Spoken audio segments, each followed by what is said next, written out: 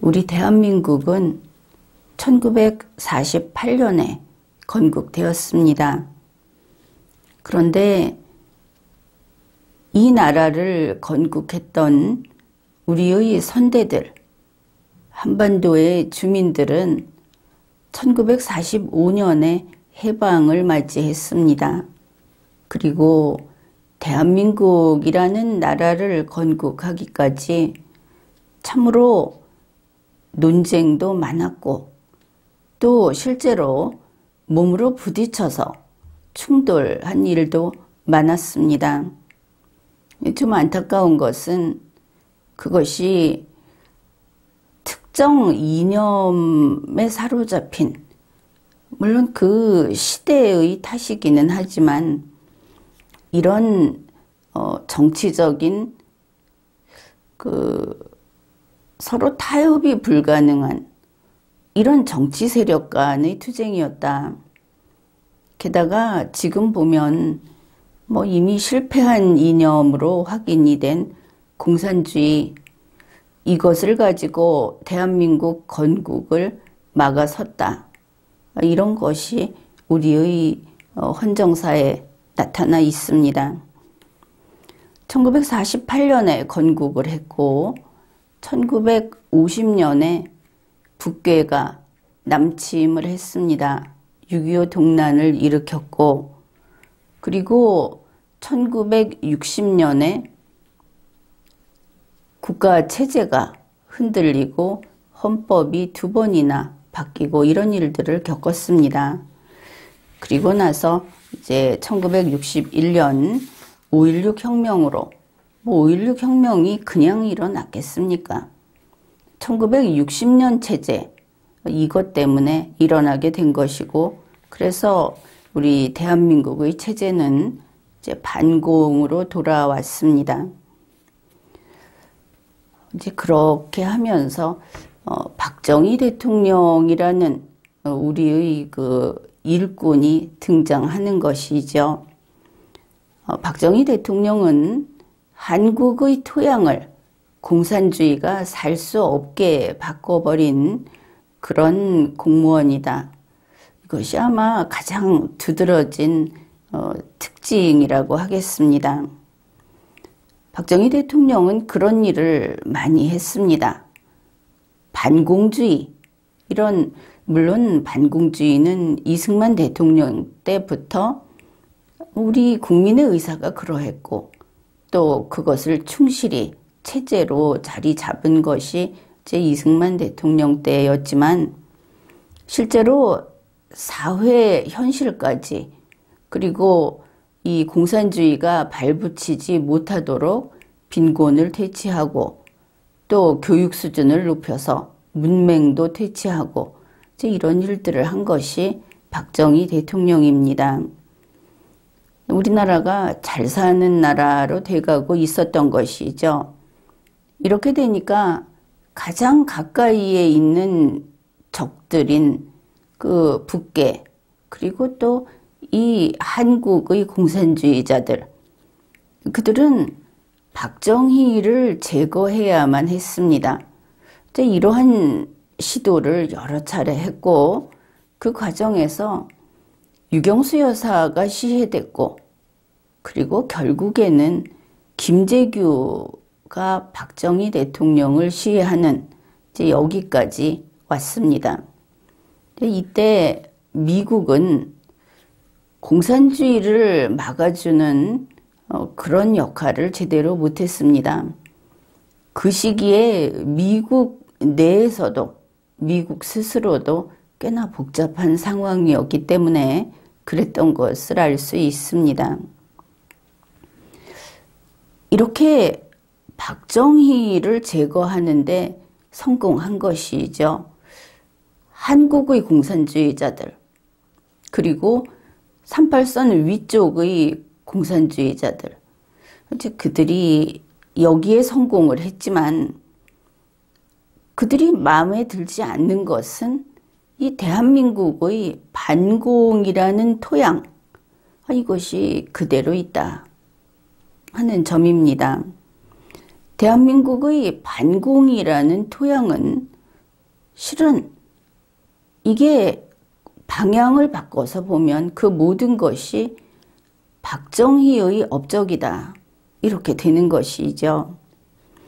바로 그래서 한국의 공산주의자들은 기필코 박정희의 업적을 다 파내야만 하는 그런 새로운 과업을 띠게 됐습니다.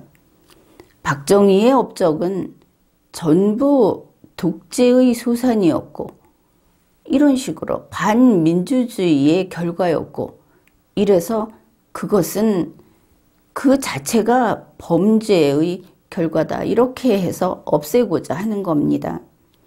바로 이런 점에서 우리 한반도에서 공산주의와 자유민주주의의 전쟁 이것은 끝날 수 없는 끝나지 않은 전쟁으로 되어버렸습니다. 1979년 10월 26일 박정희 대통령이 시해된 바로 그날입니다. 그날 이후 최규하 대통령, 최규하 직무대행이 그 대통령의 자리가 비어있는 그것도 박정희 대통령이 자리에 없는 이제 이런 정부를 그 질서를 유지하고 그 혼란을 수습하는 그런 일을 맡았습니다. 그런데 한국의 공산주의자들은 최규하라는 인물에 별로 신경을 안 쓴 것으로 보입니다. 비난도 별로 하지 않았습니다. 왜 그랬을까?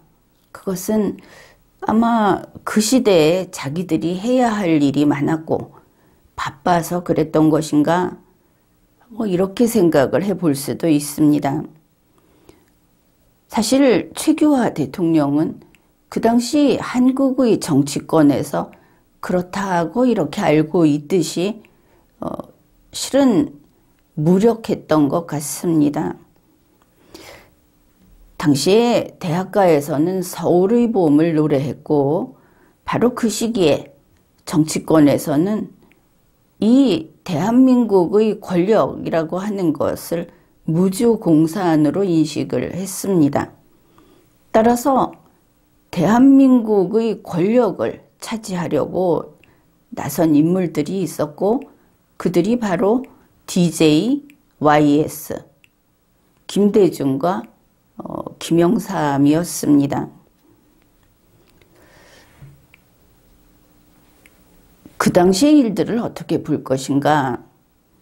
나는 그 당시의 자료들을 정리해서 책으로 펴낸 바도 있고 그때 봤던 자료에 근거하면 다음과 같이 평가할 수가 있습니다.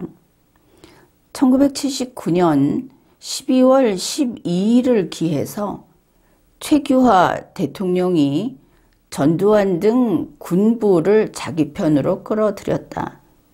나는 그렇게 평가를 합니다.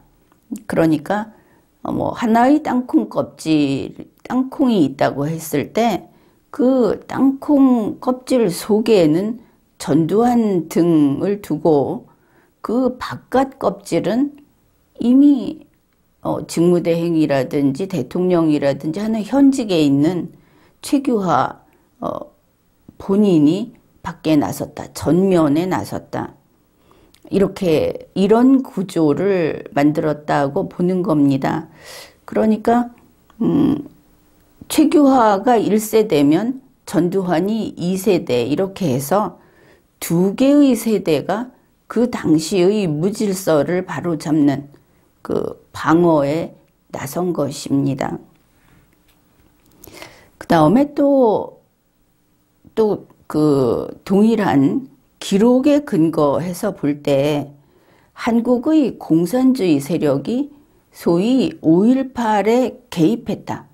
거기에 그들이 최소한 발자국은 남겼다. 이렇게 볼 수 있는 기록들이 있습니다. 이런 상황에서 이 최규하 대통령의 그 2세대 방어 구조, 이걸 가지고 이 한국의 공산주의 세력을 방어하는 데 성공했다.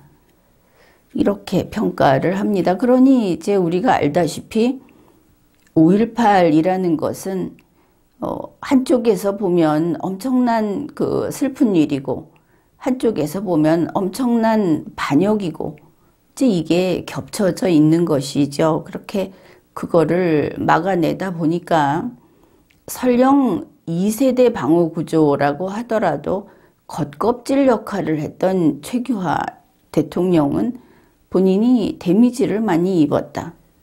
땅콩 껍질이 많이 손상됐다. 이것을 당시의 뉴스라든지 이런 걸 보면 알 수 있습니다. 그래서 1980년 8월 최규하 대통령은 이 5.18에 대해서 책임을 지고 물러납니다. 그리고 나서 전두환 대통령이 이제 뭐 좀 이런저런 선거 방법으로 대통령에 취임을 했습니다. 여기에서 우리는 경제 부분을 볼 것인데 전두환 대통령은 박정희 대통령 모델을 따라서 경제 발전에 힘을 썼고 경제 발전에 성공했습니다. 그 당시의 기록을 보게 되면 박정희 대통령 때하고 똑같이 혹은 그보다 더 험악하게 전두환 대통령 때 북계의 테러 공격이 집중되었습니다. 아웅산 테러, 이것은 전두환을 시해하고자 하는 공격이었습니다. 물론 전두환 대통령을 시해하는 데는 실패했지만 많은 우리 소중한 인재들이 거기에서 목숨을 잃었습니다. 전두환 대통령의 재임기가 끝나고 1988년 노태우 대통령이 등장합니다. 노태우 대통령에 대해서 지금 우리가 한국의 공산주의 세력 이런 이야기를 하고 있기에 노태우 대통령의 특징을 한마디로 표현하면 배신자라고 할 수 있다. 이렇게 이야기를 하겠습니다. 노태우 대통령의 그 배신은 바로 민주화라는 이름을 들고 나왔기 때문에 그렇게 부를 수밖에 없는 것이죠. 당연히 이렇게 되고 보니까 노태우 대통령 재임기에 한국의 공산주의 세력이 득세합니다. 이제 이것을 지금에 와서는 그때가 노태우 대통령 때가 민주화 시대의 시작이었다. 이렇게 기록을 하는 것이죠. 이데올로기학의 입장에서 보게 되면 노태우 대통령 때의 그 민주화라고 하는 것은 달리 표현하면 사회주의와 비슷한 것이고 그 속에 들어있는 본질은 공산주의였다고 보입니다. 뭐 시대적 상황이 그런 면도 있을 겁니다. 그러면 우리 국민의 입장을 한번 봅시다. 우리 한국에서 50대 이상은 그가 소위 그 좌파 정당을 지지하든 아니면 보수 정당을 지지하든 상관없이 우리 한국의 50대 이상은 감히 공산주의로 가자, 공산주의가 옳다라고 주장을 하지 못합니다. 그것은 왜 그런지 분명하죠. 공산주의는 6.25 동란이라는 원죄를 진 그런 이름입니다. 이 한반도에서 영원히 용서 못 받는 이름이 공산주의인 것이죠. 그래서 민주화 시대 30년을 돌아보더라도 공산주의로 가자고 하지 않았습니다. 우리가 국가를 변혁하고 체제를 바꾸는 것은 공산주의가 아니고 사회주의로 가자는 것이다. 이렇게 말을 했을 뿐입니다. 그리고 2017년 문재인 씨가 등장을 합니다. 문재인 씨는 그 이전에 어느 누구와도 같지 않았습니다. 그는 이렇게 말을 했습니다. 공산주의자라는 이름, 그 이름을 손가락질하지 마라. 공산주의자들은 당당하라. 이렇게 말을 했습니다. 그리고 그가 주장하는 것은 분명하게 여러분이 아주 쉽게 납득할 수 있는 것은 경제에 있어서 공산주의 방식이었다. 나는 이것을 공산경제라고 부르고 또 이 시대를 대한민국에서 신공산주의가 등장한 때다. 네오막시즘이 등장한 때다. 이렇게 표현을 하고 있습니다. 문재인 씨가 공산주의가 어때서 이제 공산주의는 그들이 애국자고 그들을 기려야 한다. 뭐 이런 식으로 이야기를 했을 때 저거는 문재인 씨가 선을 넘었다. 이렇게 보았습니다. 그래서 리마연에서는 문재인 씨가 민주화 시대의 종결자가 될 수 있을 것 같다. 이렇게 밝혔습니다. 자, 여기까지가 우리가 지내온 그런 시대를 개관한 것입니다. 그러면 이제 우리가 맞이할 다음 세상은 어떻게 될 것인가? 물론 문재인 씨가 과연 민주화 시대의 종결자로서 역할을 해서 민주화 세력이 멸망해 버린다고 한다면은 그러면 어떻게 갈 것인가? 멸망한다고 해도 그게 아예 완전히 없어지는 것은 아니니까 이제 방법은 두 가지가 있습니다. 하나는 우리 스스로 자율적으로 해결하는 내부적 해결 방법이 있고 또 하나는 우리 스스로 하지 못해서 외부의 힘에 의해서 해결되는 이런 방법이 있습니다. 내부적 해결은 비유하자면 메카시의 등장 이렇게 말을 할 수 있겠습니다. 그러니까 민주화의 그 흔적들, 부작용들, 공산주의의 그 여러 가지 공산주의 때문에 이 나라가 잘못된 그런 것들을 청소하는 작업을 해야 한다. 그러니까 역사 왜곡을 바로 잡고 체제를 변형시킨 부분을 다시 회복해야 한다. 이런 식으로 이해를 하면 되겠습니다. 그런데 이런 내부적 해결이 가능할 것인가? 지금의 대선 판도를 보면은 내부적 해결을 할 능력도 그런 희망도 보이지 않습니다. 자정 능력이 없어 보인다 하는 것입니다.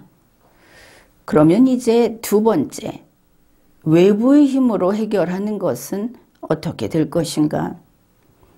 리마연에서 때때로 여러 가지 그 상황이 성숙돼 가고 있다 하면서 한반도 전쟁에 대해서 누차 이야기를 했습니다. 한반도 전쟁이라고 하는 것은 국지전이지만 세계의 전쟁이다. 이렇게 볼 수 있고 공산주의 대 자유민주주의의 전쟁으로서 이걸 통해서 자유민주주의가 승리하는 것으로 끝이 나는 그런 한반도 전쟁을 이야기하는 겁니다.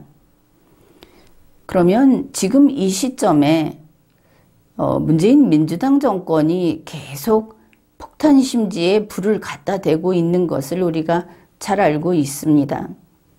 수년간 그렇게 해왔는데 아직은 폭탄이 터지지 않았습니다. 문제는 이제 진짜 큰 놈들이 움직이기 시작했다. 러시아가 우크라이나를 침공할 것이다. 중국이 대만을 폭격할 것이다. 뭐 이런 이야기들이 나오는 가운데 무엇보다도 북한과 중국과 러시아가 연대를 해서 한 축을 이루고 있다 하는 겁니다.